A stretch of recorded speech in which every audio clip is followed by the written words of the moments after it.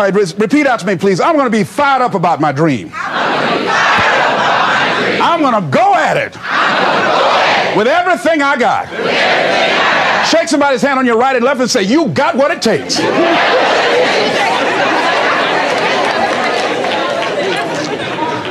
There are a lot of people who say, but I tried once or twice and it didn't work out. And so they use that as an excuse not to ever come out again. Guy said, if at first you don't succeed, you're running about average. So if you have come out here with an idea and it didn't work out 2 or 3 times, well, that's all right. You're running about average. You know, I heard something, a jarring question. It says, why is it that people prefer known hells to unknown heavens? You know why? Because it's comfortable, ladies and gentlemen. I remember I was in a service once, and I heard Dr. Johnny Coleman give this example. She talked about a man who had been captured behind the enemy lines in a war and was sentenced to be killed or another option. The captain said to the guy, listen, he said, tomorrow morning at 6 o'clock, you can face the firing squad, or you can go out this door over here. And the guy said, what's out the door? He said, no one knows. All we can tell you is just unknown horrors. He thought, and the next morning he selected the firing squad. After the shots rang out, the captain's secretary said, what's beyond that door?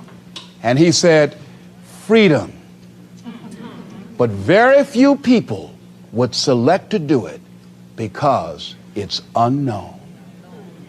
See, a lot of people never live their dreams. A lot of people never do the things they want to do. A lot of people stay on jobs where they're miserable. I read an article called, Is Your Job Making You Sick? A lot of people, some of y'all know about that already here. So go on and say amen, it's all right. That one lady told me, she said, when I used to go to work, she said, when I stepped in the door, it felt like a refrigerator dropped on my shoulders. How many of y'all understand that kind of feeling? They were miserable, just hated to go after 60 minutes on Sunday afternoon. Or come Monday morning, my head used to throb. I just couldn't take it. Didn't want to go sometimes just for the heck of it. I just drive on by. Whew, I used to hate to go to work. Many of us choose an active living death. Many of us are walking dead. The walking dead. That we're not doing what we want to do. Many of us stay in relationships where we're dying together rather than growing and expanding and living together. We're miserable, but because we don't have the courage to see ourselves beyond that relationship that has turned toxic, we go through life living dead people. And you can always tell couples that have been together for a little while. Go in a restaurant, the ones sitting side by side, giggling and talking to each other, feeding each other with their fork and spoon, they just got together for 1 week. You see them in the car, they're sitting all up each other, hugging and slugging. Oh, they've been together about 3 days, all right? But if you see people sitting in a restaurant, see a couple, and they're sitting in front of each other. Takes so long for this food, I wonder when they're going to hurry up. Those are the married ones. Oh, but what if I know people have been married for years, living in 2 separate rooms, sleeping in 2 separate beds? Well, it's cheaper to keep it. Not necessarily. It's according to the price you want to pay. See, the price of peace of mind, the price of living the truth, of being honest with yourself and say, wait a minute, it's got to be more than this. So you've got to decide, wait. Even if things don't work out, even if I experience defeat or failure, that does not make me a failure. It's a difference between failing and being a failure. If things don't work out, if you don't produce the results you want, that's all. But don't confuse who you are with the results that you produce. I used to be a state legislator in Columbus, Ohio. And I remember once I was going to introduce some legislation on the floor, and after getting that legislation passed, a guy came up behind me, and he had some legislation that I opposed him on that. And I was about to stand up to debate this guy, and the guy next to me said, "Excuse me, don't debate that guy." "Why? Do you know who that is?" I said, "No, that's Will Kosky from Toledo. That's a bad dude. He's a lawyer, Les. That man can debate." "I don't care. I'm Lesbrown, maybe Brown's boy."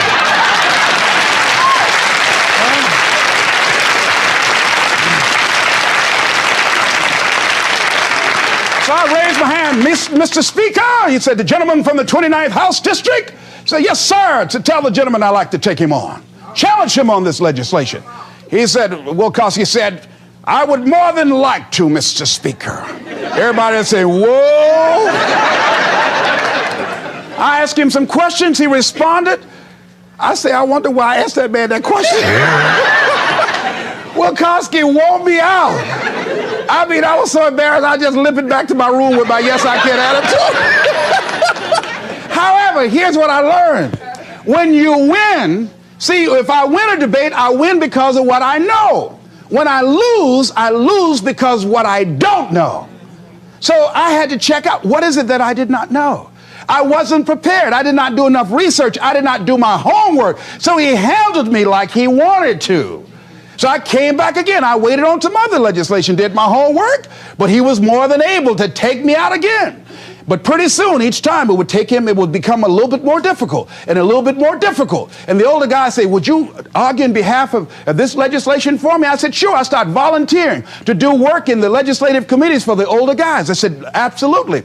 And the more I did it, the better I became. And then people began to start respecting me. And when I would ask and say, "Mr. Speaker, I'd like to speak on that bill," some guys' lips start trembling and stuff, like Jimmy. "Oh, wait a minute, is there anything wrong? Do we have a problem here?"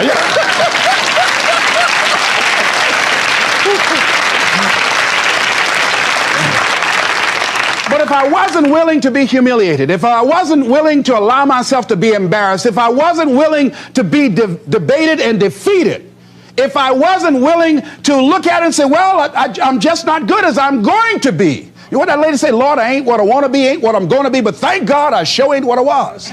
You can either live your dreams or live your fears. And I think the majority of people actually are not living their dreams, but are living their fears. So I want to ask you a question. What are your fears? What are you afraid of? What are you scared of? Because we all have fears, don't we? We all have something that's blocking us, that's holding us back. And as we begin to look at life, what we realize is that the reason that most people are not living out their true potential, are not doing all of the things that they would really like to do, is because of fear. Some people call fear false evidence or expectations appearing real. I'm reminded of the story of a guy that was living in an area where he had some new neighbors, and these neighbors had a bulldog. And when he came home every day, this bulldog used to chase him about a half a block from his house. Every day, he would have to streak home. I mean, he would just run. This bulldog would be right on his heels. And so he just got tired of that, because he would go home and about a half a block away from home, he would look around for this bulldog, and he wouldn't see him. And he would go walking casually along, and this bulldog come out of nowhere, woo, woo, woo, and start chasing him. He'd run home. So this one day, he just got tired. And so when the bulldog was running after him, he started running. He saw a rock, and he stopped to pick it up to throw at the bulldog. And when the bulldog got up on him, he started barking. He realized the bulldog didn't have any teeth in his mouth. Then he started chasing the bulldog. "If you don't get on away from me." Because the most the bulldog could have done is gummy, you know. And so, you know what? Most people go through life running scared. Running scared from things that have no teeth in them. Because they're false expectations appearing real. That, see, we're brilliant enough to scare ourselves to death. You realize that? There are some people actually who get a kick out of scaring themselves to death. I remember the last frightening movie I saw. It was The Exorcist. I will never forget. I was so frightened when I came home. I'll never forget. I drove in the driveway and I had already called my former wife and said, listen, turn the lights on. I was coming in the driveway and I was getting out of the car, and all of a sudden I couldn't get out. I started blowing my horn. I said, Madeline, they got me, they got me. She came to the kitchen with and said, take your seatbelt loose, fool. I said, oh, okay. I was frightened out of my wits. But there are a lot of people who they get off on that. They love it. I'm a person, my brother is a paratrooper. My twin brother, he's in the military, career man. I would love to jump out of an airplane to parachute. I'm scared, though. I mean, I really admire my brother for that. I would really love to be macho man like that. What are the things that you fear that's been keeping you from living your dream? That's been keeping you from doing some things that you would like to do? Just think about those things. And how do we begin to handle that? Abraham Maslow said that life is about growth. And he said, you can either go back to your comfort zone, and there you won't find any growth, or you must be willing to go forward and face your fears again and again and again, because you're never going to have a fear-free existence. I mean, some fear is acceptable and legitimate. There are some things that you really should be afraid of. Now, you shouldn't allow it to immobilize you. You acknowledge it, you take it into account, and you carry yourself accordingly. There are times that we should proceed with caution. But it's the difference between being stopped by fear. It's the difference between having a fear and the fear having you. So what do? One, acknowledge it. And knowing that it's okay. Don't condemn yourself for being afraid. It's perfectly fine to have some fears. You acknowledge your fears, you embrace those fears, and then you move on. You act on whatever it is that you fear. Because once you embrace it, see, what you resist will persist. What you resist will persist. So one of the most important things is to begin to embrace your fear. The fear of bodily harm, that's legitimate. When I was a disc jockey in Columbus, Ohio, you know, I was young, about 22, 23, thought I was tough, and I was on the air, and Al Green, who was a great performer at that time and still is now singing gospel music, had a record. His first hit record was Back Up Train. So a guy came in the town and was impersonating Al Green. I happened to know Al Green because I'd already booked him. And so when I found out this guy was impersonating Al Green, I came on the air and did an editorial about him, and I exposed him. He was a rather big fellow, and so he had the word out that when I see this guy, Lesbrown, the disc jockey, I'm going to knock him in the mouth for having a big mouth. So I was driving down Main Street in Columbus, Ohio, had my son in the car, and I always had this little saying, hey, if anybody ever put a threat on me, I'm going to make them honor it. So I saw this guy in the street. So I pull around. I said, excuse me, I'll be right back. Got out of the car. I said, hey, man, I heard you said that you were looking for me. I'm Lesbrown. He said, you are? I said, yeah. I said, what is it? I'm the one that said that you were an imposter. I said, I want to know what you're going to do about it. He opened his coat and he had a gun there. I say, but whatever I said to hurt your feelings, I want you to know it's all right.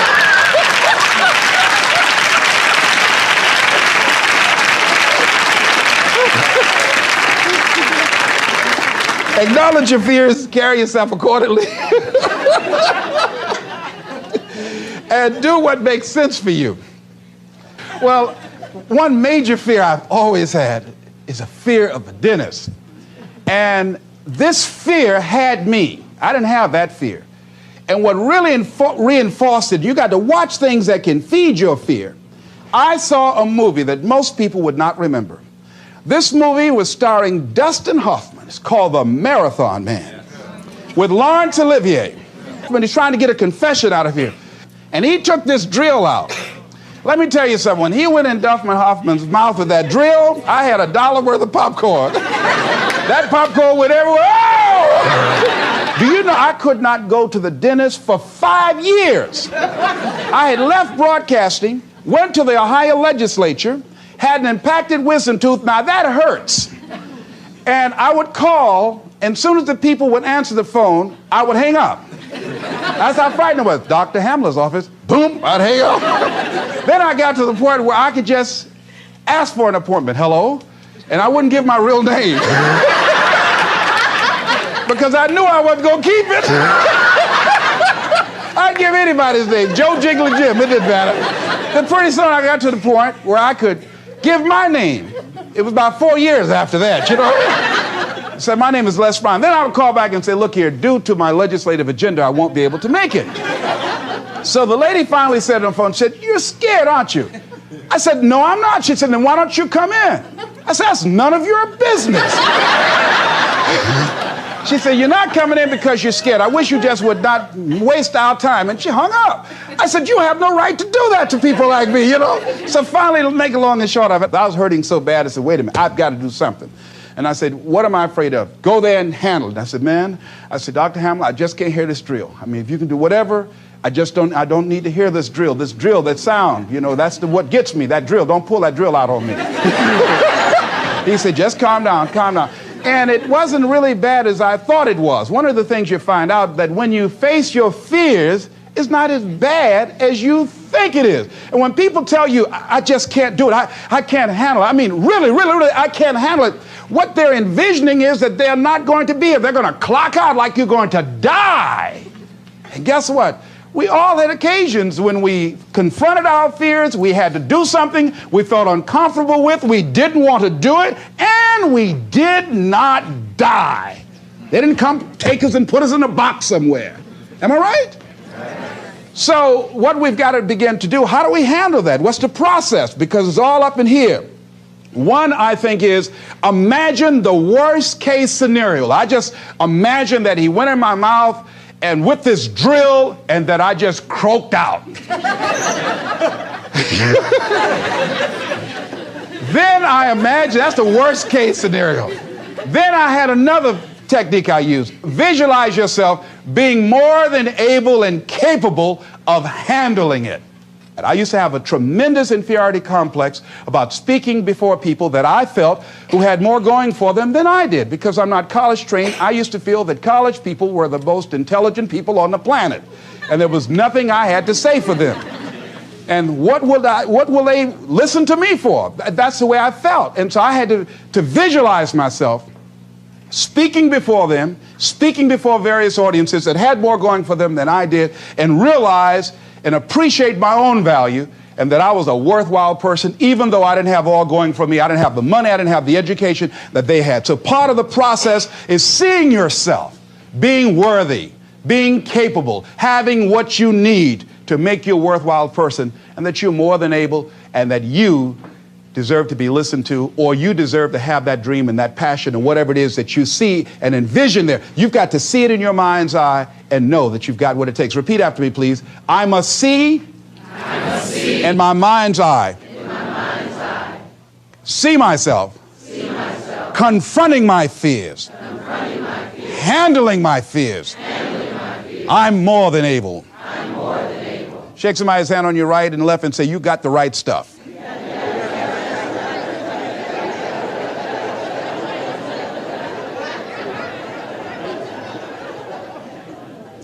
So deciding as you look at your life, as you look into the future and say, what fears am I holding on to? What fears that I'm allowing to imprison me, that's keeping me from breaking out, that's keeping me from living up to my true potential, that's keeping me from really being happy, that's keeping me from having a sense of adventure and excitement in my life? What's keeping me from controlling my destiny? What fears that I'm giving that permission to? Notice what I said, that we must give our permission to fear to immobilize us. Because whatever discomfort you experience, whatever challenges or difficulty that it is, you got to handle it. got to go up in there and wrestle with it. Will it be easy? No. Will it be challenging? Yes. A friend of mine who's going into recovery. He's been addicted to crack cocaine for years and alcohol. And he was talking about how challenging it was and why he was dreading going into cold turkey. I said, what do you want me to tell you? That it's going to be a picnic? No, it's not. It's going to kick your butt? Yes, it is. Are you going to want to die? Yes, that's a part of it. But that's just what you must go through in order to get where you want to go. And guess what? You are strong enough to do it. You're strong enough, and your life is worth whatever you have to go through to get past this addiction. Whatever you have to do. This dream you got, whatever you want to do, will it be easy to just run out there and do it? No. Will it happen overnight? No. Will it be a struggle? Yes. Will there be times when you can't make ends meet? Yes, that's a part of it. Will there be times you won't know what to do? Yes, that's a part of it. Will you have some opposition? Will things go wrong sometimes? You will have many visits from Murphy. Now, if you're saying, well, who's Murphy? Don't worry.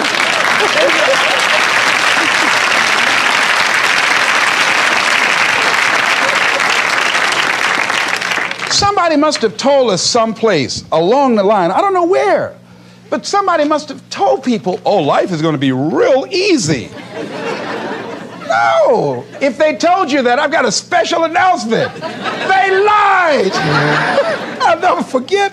I had a special piece of legislation I wanted to get passed, and I said to a guy, I said, look here, can I count on your vote? He said, yes. And look here, if I can't count on it, let me know. There's another guy that owes me a chip, and I can call on that, and I won't need your vote, but I do need it. If you say you're going to do it, do it. He said, you can count on it. Legislation came up. He voted against my bill. My bill passed. I went back to him and said, hey, I told you I needed the vote, but if you couldn't give it up, let me know. I would get somebody else. I said, why did you tell me? He said, I lied. I was in shock. How many of you that life just wore you out? That you didn't expect that? You thought you'd go to school, get good grades, get a job, and you came out here and you'll be able to get a job and live happily ever after, and you say, they lied. Yes, they did. They never told me, you know that song said, Mama told me there'll be days like this. They didn't even tell us that. Isn't that something about life is challenging? I mean, it's some stuff you get out here, you didn't read it in a book nowhere. Didn't nobody warn you that it was going to come down on you like this. That's called life.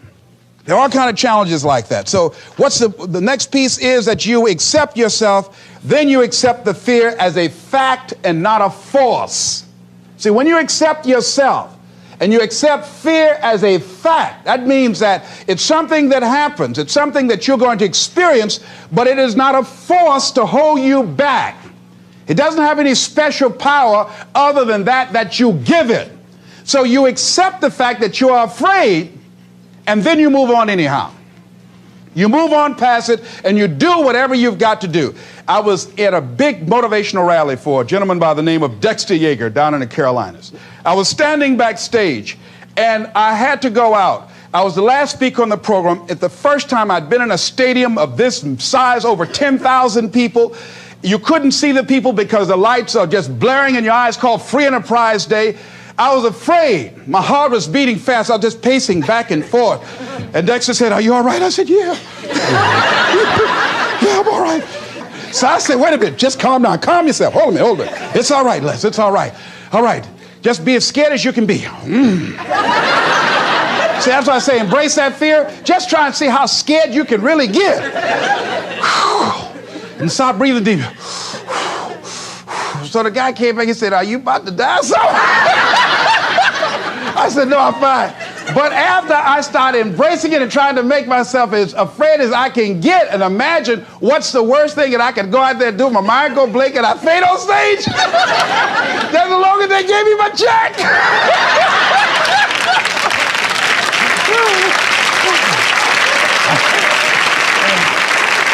But once I started laughing at myself, I started talking to myself and said, you know you scared today? And I I said, I just calmed myself down, and I went out there and I cooked. And that's what you got to do. I had another experience where I was at a major corporation, and it was one of my first major presentations I was going to do for this corporation. And I had 4 other presenters that had large firms. And one of the things that you've got to do is you've got to watch your inner conversation and discipline your thinking and your imagination, because if you don't, your mind will take you on a wild trip. So my mind said, hey, Les. I said, what? These guys are going to wipe you out. You can't compete with them. Because I heard these guys sitting over across from me, and they were talking about all that they had going for them.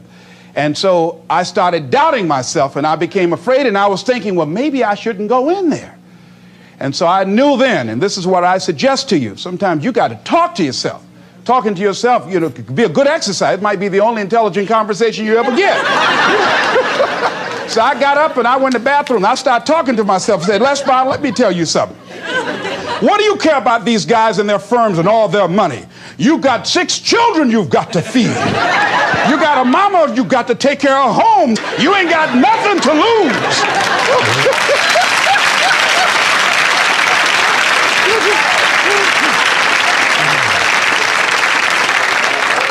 I went in that room and looked at those people. I said, don't you do nothing till you hear from me. And I got that contract too. You gotta do it. So when you have your lower self talking to you, telling you what you can't do, part of what you've got to do is be your own motivator. And you can't talk casually to yourself. You can't stand around and say, now, you must calm down now. No, that subconscious mind won't hear that. You've got to have a good conversation to yourself. Hey, and answer yourself too. Don't pay these people any attention. You answer yourself. Hey, what you gonna do? I'm going there and get off. All right, very good. Go in there and take care of business. You've got to talk to yourself, and you build yourself up, and you'll feel your energy level coming up, and people will feel that around you. See, now, if you go through life being afraid, people can sense that. They can pick up that fear. So that's why you've got to stand up inside yourself. I'm reminded of the little boy that was on a bus, and some bigger fellows were picking at him, you know. And so he wanted to move from by them. They were thumping him on the head. And so he stood up just to get from by them, and they would push him back down. And he would stand up again. They push him back down. And he stood up again. They pushed him down, held him down. He said, you might hold me down, but I'm standing up inside myself. And that's what you got to do in life. See, when you are not filling your life with the things that you are capable of doing, see, we all have some stuff that we've been given. And I don't think that it's optional for us to sit on what we have. See, if you're sitting on what you have, what you've been given, and I think everybody's been given something to bring to the planet, that only you can do that, only you can perform that, only you can initiate that activity. And if you don't do that, if you're not filling in your life with your life work or your mission, then there are gaps in your life. And what we do when we're not living out our true identity, we begin to fill the gaps. We fill the holes with garbage, alcohol, drugs, worry, self-destructive behavior. So when you begin to look at your life, and you know that you're not doing what you can do because you have allowed yourself to be held captive by your fears. Now, when you don't have a true appreciation and acceptance for who you are, and you allow yourself to be immobilized by fear, what happens in the process is that you begin to abuse yourself. You begin to sabotage your life. You begin to sabotage your dreams. You begin to unconsciously work against yourself. You become your own worst enemy. So what do you do about that? Well, you begin to realize that your dream and your gifts have so much meaning and so much value for you till your hunger for them will begin to push you past the fear. Your hunger to have them will give you a special drive.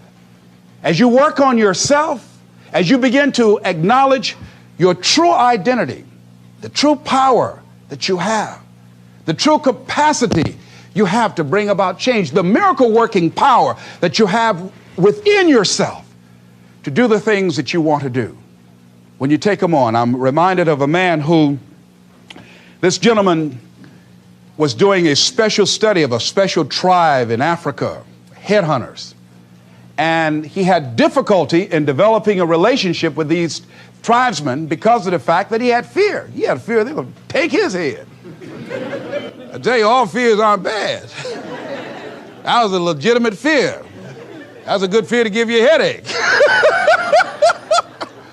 So he worked there for a long time with no effort, no progress in developing a relationship and rapport and being able to achieve a level of trust. So finally one night while he was in bed, he was thinking about it. I said, what is it that you came here to do? What is your life work as a missionary? He said, I wanted to study these tribesmen. I said, what's the worst thing that they can do to you? Kill you. And he just decided, hey, this is what I came here to do. I know that there's some risk involved, and I'm going to do it, come what may. He said, I'm not going to be afraid anymore. He went back the next day, and he started doing the work and trying to talk to and interview many of the members of this tribe. And they began to respond to him. They threw out the welcome mat to him. And years later, when people came to see what his progress was, they asked him, how were you able to do this? How did you convert the relationship from being hostile to that of being positive? And he said something I think has value for all of us. He said, when life can no longer threaten you with death, he said, what else is there? What else is there? And the majority of the fears that we have are not life or death fears. They're not those kind of fears. But through our imagination, we blow them out of proportion and we give them more power than they actually have or deserve, and we permit them to govern our lives. We permit them to determine how far we can stretch out on our dreams and discovering our stuff. And as we begin to look at ourselves and begin to, wait a minute, just getting to the point as you assess yourself and begin to prove yourself and just say, wait, hold a minute. I've been sweating this out. What's the worst thing that can happen to me on this? Will it kill me? Will I die? Why am I going through all of these changes over this? How much power does this really have? And am I the one that's feeding the power into it? See, a lot of times we allow ourselves to be fed and to be programmed into being afraid. I mean, you watch the news and read the newspaper, you'll be scared to come out the house. Am I right? You'll be afraid. So what kinds of things, what kinds of thoughts are you feeding your consciousness? What kind of things are you putting in your mind that will enable you to either move forward or to justify why you're staying where you are? Another piece that I look at, that when I finally decided that I was going to go to the dentist, the pain was so great. I couldn't hold out any longer. All of a sudden, the fear didn't matter.